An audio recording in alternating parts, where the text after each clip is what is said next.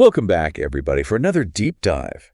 This time, we're taking a look at symbols. Oh, yeah. And looking forward to this. yeah, me too. You know those things that are way more than just like pretty pictures or, designs.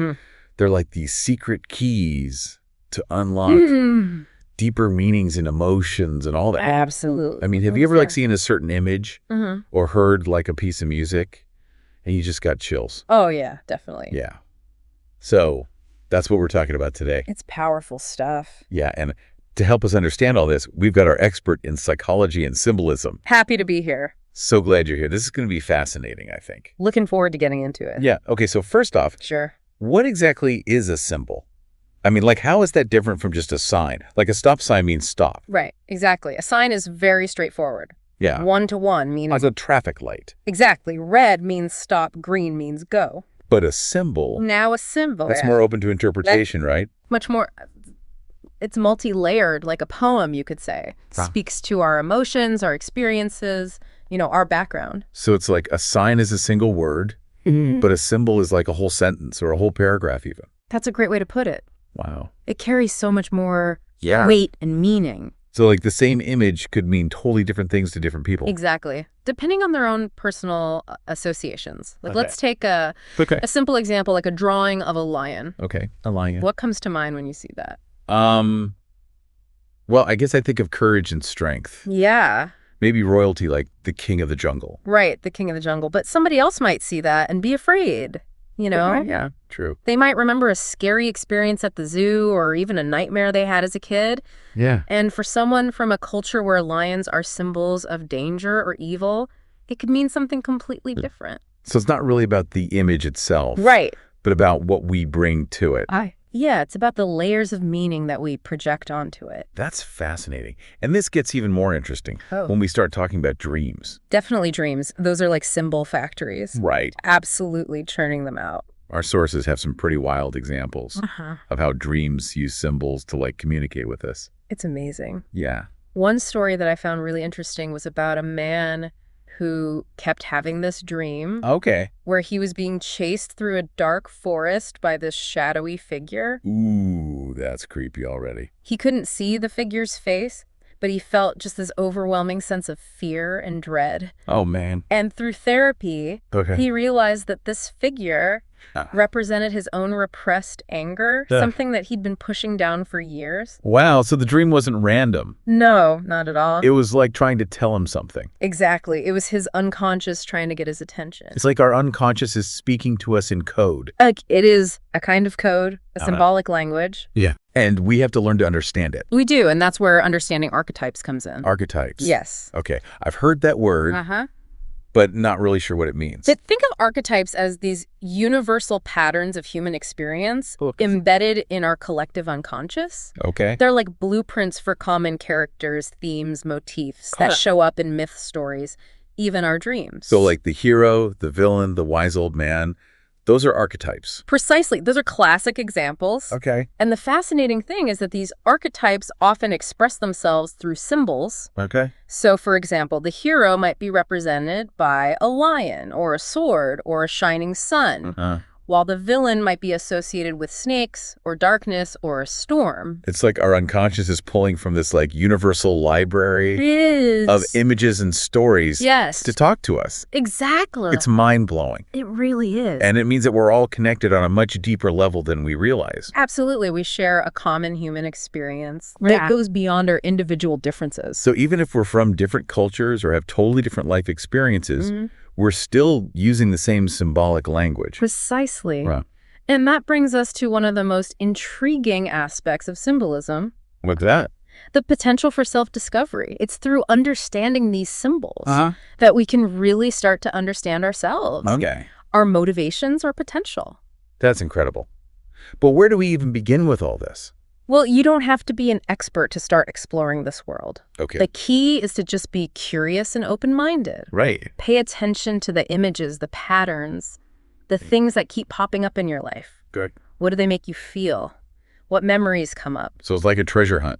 It is. But the treasure is inside us. Exactly. And like any good treasure hunt, it takes patience, and you got to be willing to go into some uncharted territory. Oh, yeah. I like that. One of our sources suggested keeping a dream journal. Oh, a dream journal. Yeah, write down everything you remember as soon as you wake up. Even if it's like totally weird and doesn't make sense. Especially then. Okay. Because those are often the most important parts. I've tried that before, but I always forget my dreams. I know it's tough. Our minds tend to filter out that dream logic, but you can train yourself to remember more. Really? Just by making space for those images to linger, before they disappear. So like keep a notebook by the bed. Exactly. Or even just use the voice memo app on your phone. Oh, that's smart. Make it a habit. Even if you only get bits and pieces at first, you'll be surprised what patterns emerge. Huh. Interesting. Our sources also talk about exploring art. Okay, how does art fit into all of this? Well, art is a language of symbols. It lets us express things that are hard to put into words. Right. Think about a painting or a song or a poem that really moves you. Why does it speak to you?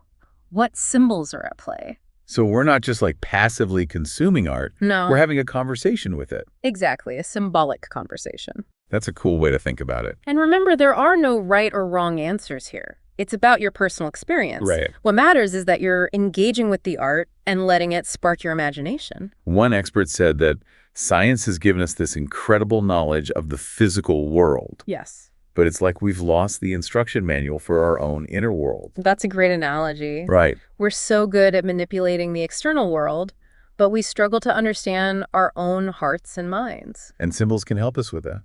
They're like signposts guiding us to those forgotten parts of ourselves. One source talked about ritual and how that connects us to the power of symbols. Oh yeah, rituals are powerful. So like lighting candles for a holiday, or even something simple like having my morning coffee. Exactly. Even small rituals can become infused with symbolic meaning.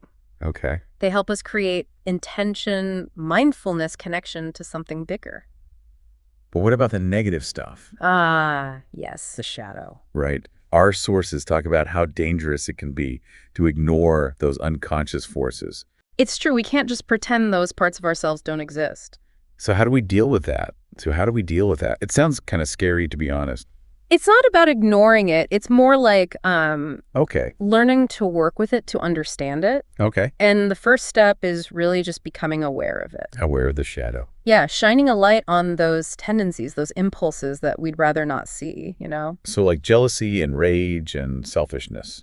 Those are all part of it, yeah, but it's not just the negative stuff. Okay. It also includes positive qualities that we've repressed. Really?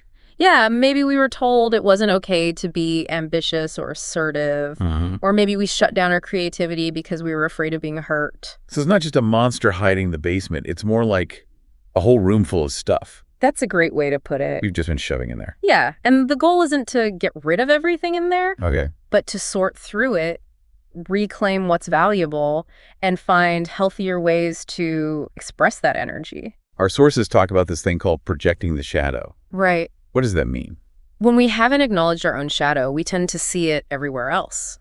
Okay. We judge and criticize people who embody those qualities that we've disowned in ourselves. So like if I'm always annoyed by someone who's bragging, Yeah. it might be because I'm actually repressing my own desire for recognition. Exactly. And by recognizing that pattern, Right. we can start to withdraw those projections and reclaim that energy. Wow, that's powerful.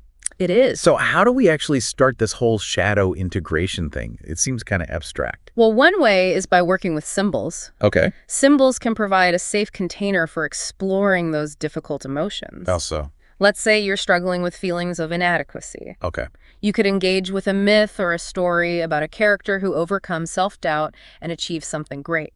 So by seeing them face their inner demons, Yes. we can find the courage to face our own. Exactly. Symbols can act as mirrors reflecting back those hidden parts of ourselves. And they can also be guides showing us the way forward. It all comes back to self-knowledge then. It does. It's not just about knowing our strengths, but also about accepting our shadow side. Exactly. It's about embracing all the colors of the rainbow, even the dark ones. That's beautiful. And that process of integration is crucial not just for us personally, But for the world as a whole. absolutely. By owning our shadow, we're less likely to project it onto others. Right. Which means less conflict, less prejudice, more understanding. This has been an amazing deep dive. It has. I've learned so much about symbols. Me too. What's the one thing we want our listeners to take away from this? Pay attention to the symbols that speak to you. Yes. Recognize their power to connect you to your inner world, both the light and the shadow. Don't be afraid to explore the depths. That's right. Embrace the mystery. And remember this journey of self-discovery. Yes. It's ongoing. Always. Full of surprises and challenges, and ultimately incredibly rewarding. Couldn't have said it better myself. Thanks for joining us on this deep dive, folks. And until next time, keep exploring the world of symbols and keep unlocking those hidden treasures within yourselves.